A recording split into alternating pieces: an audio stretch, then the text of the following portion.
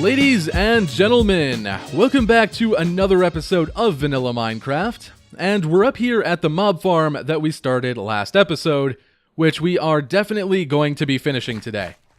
So, like I said last time, there are still a few big things we need to take care of. Most notably, we need to address the power situation, how we're going to power all 4 towers on a single clock somehow, and we also have the storage room down below that we need to fix up. So, we're going to take care of those things today, but there's also a few small things that I need to change about what we've built so far. Now, I think there's like 4 or 5 things. One, I need to redo some of these beams. I think this one looks okay, but a lot of the other ones, mostly these two, are just not quite what I want them to be. Like that one, the little swirls on the outside are way too condensed and closed in, and it just looks kind of messy. Same with this one, honestly. And it just doesn't feel quite as good as this one. So I'm going to redo those 2 beams at least, maybe tweak this one and see where we end up. I'm also going to be removing those rings. Now I mentioned this last episode, but those rings just feel a little bit messy from down here. And I put forth the idea of removing the ring and putting the crystals in the wall of the mob farm itself. And everyone who commented on the idea seemed to agree with me. So that's what we're going to try and do. Hopefully it turns out okay. After that, I need to also put carpet, white and gray, on top of any spawnable spaces on the outside of our farms, because obviously we don't want mobs spawning on the outside. That would kind of defeat the purpose of our mob farm. So, need to do that, and I'm also going to have to fix up this hopper line going in. Again, I mentioned it last episode that it just looks a little bit weird going straight into the side of it. It's not terrible, but I think that if we kind of meld the shapes together just a little bit, it'll look a lot better. So, I am going to take care of all 4 of those things really quick here, and then we'll jump right into some of the bigger, more interesting projects today. So I'll be back with you guys in just a minute. Okay, so that took a whole lot longer than I thought it was going to, but here are the towers now, and I think they're pretty good. I went through, removed the rings, which I think makes things look a whole lot cleaner. And pushing the crystals back into the wall also gave me an excuse to kind of add a little bit of extra detail in the middle part of our towers, which they did need. So that worked out quite well. We might still modify them a little bit at some point, but I think it's okay. I did mess around with the idea of putting some smaller versions of these gems at the top and bottom of the tower as well, but I don't know, it felt a little busy to me. It didn't necessarily look bad, it just felt like they were unnecessary. So I think it's okay. I think I like where they're at. I also went up and mob-proofed them with carpet, which thankfully you can't tell. It's very subtle, so that's nice. And unfortunately, I completely failed to link up our hopper chain into our killing floor in a better way. I tried for quite a while, and it might still be possible. If I were to make it a much longer transition, if I were to bring this wall, say, and kind of connect it all the way down to like a third of the way down our hopper line, then it might work out. But I was trying to make it very quick here at the very end of our line, and it just was super messy looking. Because we're going at an angle and because we're connecting to an angled wall, it means that like connecting this together, you end up with so many different lines because everything's at an angle that it just looks messy, which with this aesthetic isn't really a good thing. So for the time being, we're just going to leave it like this. I will probably come back on my own time and try and find another solution, but I think this is okay for now. So, that being said, we have some other big projects we need to take care of in order to get these farms functional today. And the first and most obvious one is that we need to transmit power to all 4 towers. Currently, the only tower that could run at all is this one, because we have a temporary redstone clock on top. And that's fine, but we need to transmit that power to these 4 towers somehow. Now, I experimented with a lot of different ways to do this, and unfortunately, most of them just wouldn't really work out. The one that I really wanted to do was having tripwire hooks connecting the two, and I even came up with a nice little like gem design to go floating up in the middle, which would obscure the tiny little redstone circuit I would need to carry the tripwire hook across. And it was going to be okay, but what I didn't realize is that even from this distance, we could still see the tripwire hook, not the hooks, the lines, the tripwire lines between the hooks. I thought that they'd be invisible from this distance, like string usually is, but no, they were totally visible, and it looked just awful. So if I wanted to go that route, I would have needed to cover up the tripwire lines, and that kind of ruins the point of doing it that way. Like, even if I tried to do it with, like, these beams and make the beams going all the way across, it was just super messy looking. So, unfortunately, that wasn't an option. What we're going to do instead is connect all 4 towers together with a giant ring, which is something I brought up last episode, and a lot of you seem to like the idea. So, hopefully that's okay. It should turn out all right, I think. But we'll connect them together with a ring, and we'll transmit the redstone across from that from a single clock on one of the towers, probably the one we have up here. And hopefully that works out. I think the timing that we do that might be a little bit of an issue, but I'll figure it out. And I want to try and add a little bit of detail on top of our towers as well, something that's visible from down here even, just because right now they kind of cut off, and that's kind of boring. So I think I have a good idea for that as well, and we'll see how it turns out. But I have a lot of work to do in order to make that happen, so, well, I'm going to get to it.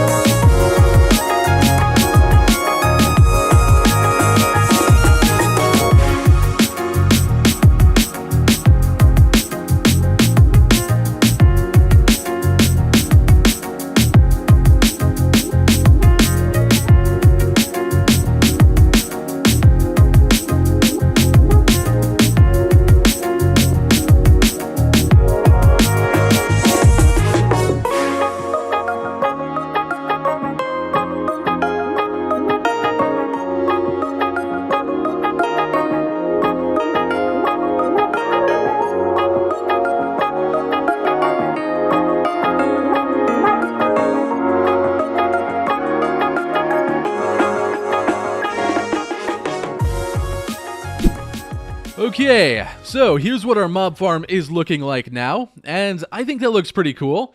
Definitely a lot different from what I first envisioned when I started building this, but at the same time, I think it's going to work out just fine. I definitely was not planning on having a giant ring like this connecting all of our farms together, but I think it turned out okay. And the glass domes on top, that was another not planned addition. I wanted to put something on top, but I wasn't sure what, and I decided to do this.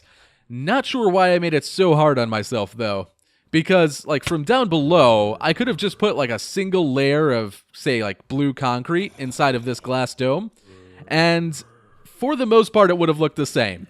The only time we're really going to get to see this kind of, like, fading glass effect that it has, where, you know, you can just kind of see through to the inside, less and less as it gets deeper in.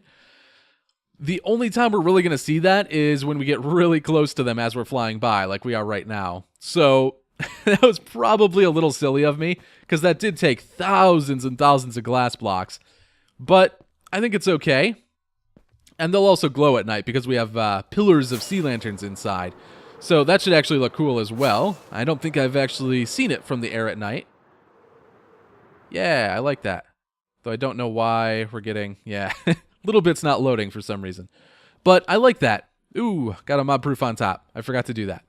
I'll take care of that off camera, though. For right now, we can move on, because the redstone for our farm is now fully functional. At least the redstone for the kind of mob farm itself. So I could flick a switch, they would start spawning mobs, the mobs would all get swiped off at regular intervals, these front two will trigger, and then the rear two will, just so there's always spawning spaces available, stuff like that. It'll work really, really well, I think. I haven't actually tested it yet. And the reason I haven't tested it yet, and the one major thing that we still have to do on this project to get it functional, is add in a storage room. Now, we're going to be doing that down here, and I still don't really know what it's going to look like. I don't think I'm going to go overboard on trying to make it look cool, because honestly, we're never really going to see it. And I also don't have a whole lot of time to work on it right now. So maybe we'll mess with it a little more in the future. But for right now, at least this first step, I want to just get the functionality of the storage room in place. So, I'm going to go ahead and slap in all of the chests. There's going to be quite a lot of them. All of the item filters leading to those chests. And then I'll be back with you guys, and we'll try and sort out something with the room that's going to go around this whole thing.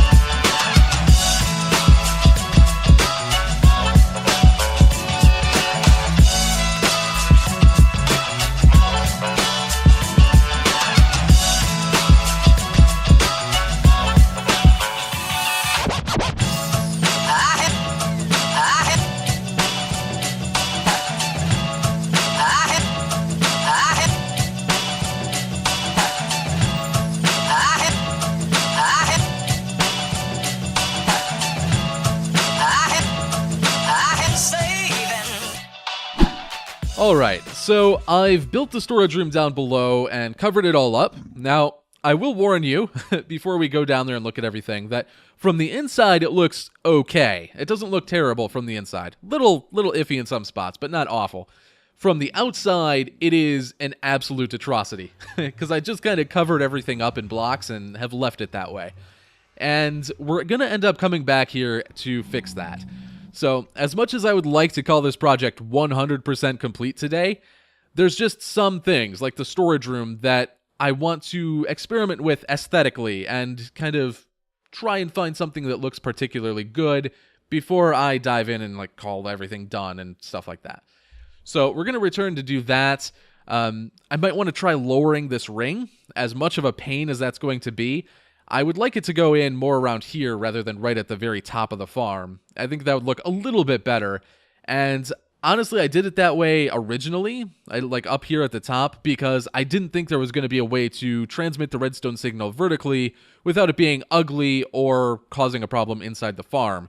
But I think I have a solution for that as well. I'll have to experiment and see what ends up with that.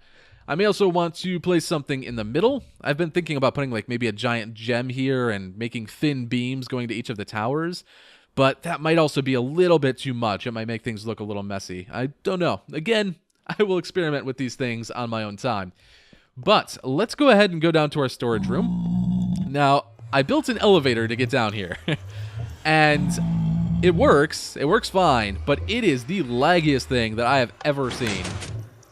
Like, see what I'm talking about? My frame rate, I'm getting like 10 FPS right now. Single-digit FPS occasionally. And I don't know why that is. Like, these flying machines and whatnot are always a little laggy, but that is really, really bad. So, I'm not sure why that is. I think it might be the server, because our server's been a little iffy lately, and I've been delaying upgrading for a really long time. So, I probably am going to be taking care of that in the next week or two, and hopefully that resolves this. I feel like it shouldn't be that laggy. Even with some slightly iffy server issues going on, it shouldn't be quite that bad. But whatever, it works at least. And here's our storage. I just realized I forgot to put the labels in, but you get the idea. Our 160 double chests of storage, all ready to be used from our mob farms as soon as we flick them on, which we are going to do today. And I think this looks okay. I think what I'm going to end up doing, like this style down here, from like right here, I think this is all right. But what we're probably going to do is build up the sides so that they're like a smooth transition, because right now they're really chunky and ugly. But build up the sides and then kind of suspend it from the platform above, and maybe give the platform some shape too, because like this bulge right here is to obscure some of the redstone for our elevator. And that's not very good. So maybe we'll shape out the entire thing in a way that makes it look like it's got some depth to it, and we'll still be able to conceal our redstone and stuff like that, and maybe we'll even cover up all these furnaces, which I should at least make not face outwards. Rookie mistake there. But that is our storage system, and yeah, I think we should give it a shot. Start utilizing this. So what I'm actually going to do is turn the farm on for a little while. I'm actually going to try and maybe take items out of here, or I don't know where I can put them, honestly. Maybe I'll move all of these items that are in these chests so far elsewhere, and then I'm going to run the farm for a little bit just to see how fast it is with the current setup. And yeah, we'll go from there. So, our little test didn't go quite as I wanted it to. I didn't get a truly good, uninterrupted time here on the server where there wasn't someone popping in or out or having little lag issues or whatever it may be. So, I didn't get quite the accurate result that I was hoping for, but I did manage to get like a 25 to 30 minute run in where the farm was just kind of running as it should for the most part. And if I take all of the items, add them together, and kind of average them out, I think that I can guesstimate that the farm will get about 15,000 items an hour. Now, for how much effort went into this farm, that's actually quite low. In fact, a single farm of this design, if it was built kind of with more efficiency in mind, would at least equal that. But that's kind of the thing. I did so many things that were really inefficient, particularly walling everything in like this, and that lowers all the spawn rates and stuff like that. So it's honestly kind of expected, and frankly, I still think that those rates are plenty for me. Again, keep in mind what I was living with as far as a mob farm goes for the longest of times. So I am happy with that, and I think that I need to give you guys a little bit of an overview now, because, like I said, I wanted to kind of walk you through how the farm works, just in case you're not overly familiar with this stuff. So, inside of the dome of one of our towers, we have a hopper clock. And that hopper clock, whenever it's activated, is going to constantly cycle back and forth every, like, 30 seconds or so. And each time that it cycles, each time that it goes through one full cycle, it's going to trigger one set of the towers, the front set, the ones closer to my iron farm, and then about 20 to 30 seconds later, it's going to trigger the back set. And they're going to kind of flip-flop like this. That way we always have valid spawning spaces for mobs, and we're not kind of getting rid of all of them at once by flooding all of the platforms at the same time. So that's doing that. Now, inside of the mob tower itself is a very, very simplistic design. A pretty common one, I do believe, that takes advantage of observers, and it basically just sends a signal via observers down into a dispenser, and then detects when the dispenser is updated via another observer and passes the signal along. It's a very minimalistic design, and it does a fantastic job. So, great design if you want to build a mob farm of your own. And honestly, like, if you don't go overboard like I did and try and encase it and do all kinds of crazy stuff with it, it'll actually be super duper cheap, super efficient, and very, very quick. So I would actually highly recommend going with that design, personally. And then, of course, it drops down onto the killing floor below, when the mobs are swept off, I mean. And their drops will be picked up from a hopper minecart system going beneath, which, frankly, is a little bit excessive, having each individual line be its own minecart. But because I didn't want any bulky collection systems or anything like that, I decided to go this route of just having minecarts bouncing back and forth and going over a row of hoppers in the middle that pull the items out and pull them to our storage system. And, of course, you saw our storage system in depth earlier on. So, that is how the farm works. Now, there's one other thing that I want to kind of cover with you guys yet, and that is the amount of resources that went into this farm. Now, as I said before, we're not technically done with the aesthetic side of things. There's still some stuff I want to experiment with, and we may be tweaking things a little bit, but out of sheer curiosity, I went ahead and did a kind of count of all of the blocks that went into all of the towers. Now, this is not counting the pathways that we use to get to all of our farms and stuff. That was completely removed. This is only the blocks that went into the mob farm. So the stone slabs, which are only really used in the hidden areas, it's what's used for the spawning platforms on the inside, as well as the minecart tracks on the bottom, stuff like that. There are 5,831 of those. Now the glass, which we used for the beams, the little gems on the sides, and most notably the orbs that we put on top today, in total, because we used 3 different colors, we used light blue, cyan, and white. But if you add all of those 3 together, we used exactly, conveniently, 7,700 glass blocks. Which I was quite surprised by. I guess I shouldn't have been, because I do know it took a ridiculous amount to do those orbs, but that does sound like quite a number. But not quite as high as concrete. Now, we again used 3 colors of concrete in this farm. Gray, white, and cyan. Now, cyan being the least used one, we used 2,269.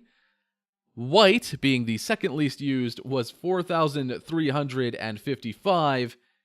And gray was 8,698.